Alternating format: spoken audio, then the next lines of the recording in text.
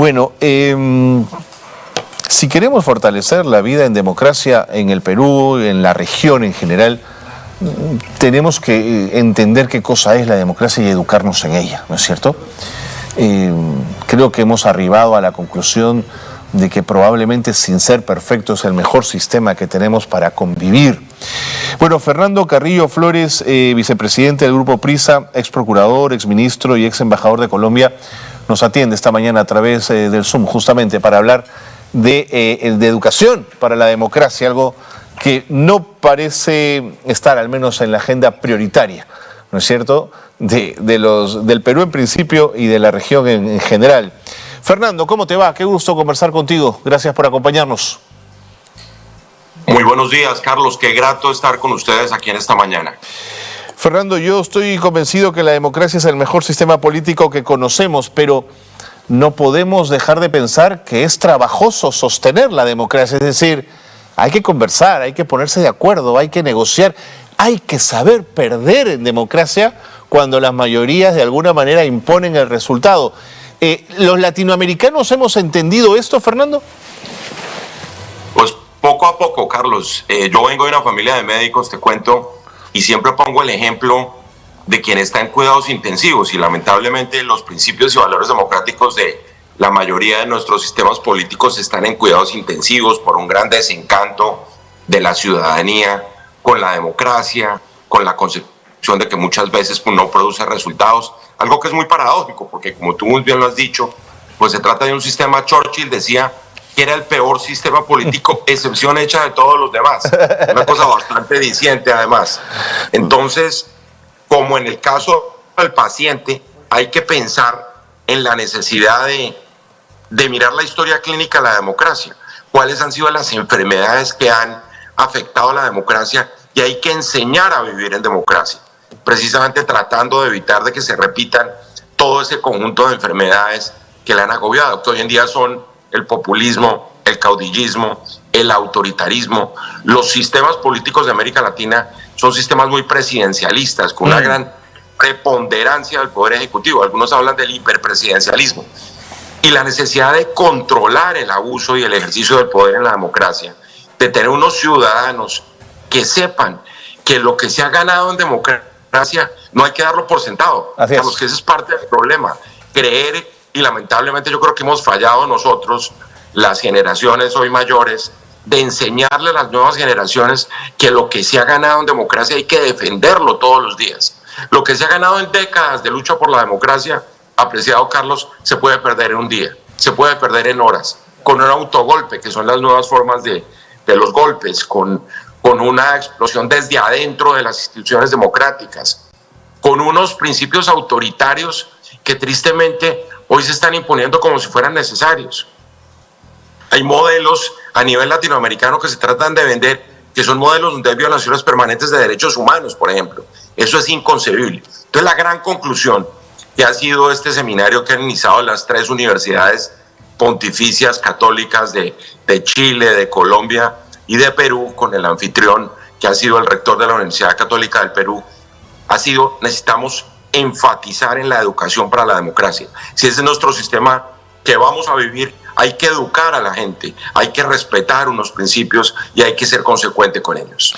Totalmente de acuerdo, Fernando, con lo que has planteado, y mi preocupación son los fenómenos recientes a los que nos hemos enfrentado, que tienen que ver con el respeto mínimo a las normas democráticas. Hablo, por ejemplo, de no reconocer el triunfo de un adversario político, de alegar fraude con una profunda ligereza sin tener en cuenta del daño institucional que se hace con una afirmación como esa, además cuando viene de dirigentes políticos, o de instrumentalizar las instituciones con fines de que puedan estar al servicio de intereses de grupos y no de las mayorías. Entonces, Fernando, me parece que el fenómeno va a contrapié, ¿no es cierto?, de esta necesidad de fortalecer el sistema democrático. Sí, hay una cosa fundamental, apreciado Carlos, y es que una cosa es ganar las elecciones democráticamente, lo cual es fundamental, lo que se llaman las democracias electorales en la teoría democrática, que eso es importante, pero más importante que ganar unas elecciones democráticamente es gobernar democráticamente. Sí, señor. Es gobernar respetando los principios de la democracia. Y ahí la veeduría de los ciudadanos es fundamental, porque la ciudadanía cada día es más activa, cada vez hay más veedurías. Lamentablemente muchos creen que el tema de la democracia es un tema solo de los partidos políticos, y ese es un error garrafal, querido Carlos. Es garrafal porque la democracia es algo que nos concierne a todos. La democracia no puede estar ideologizada.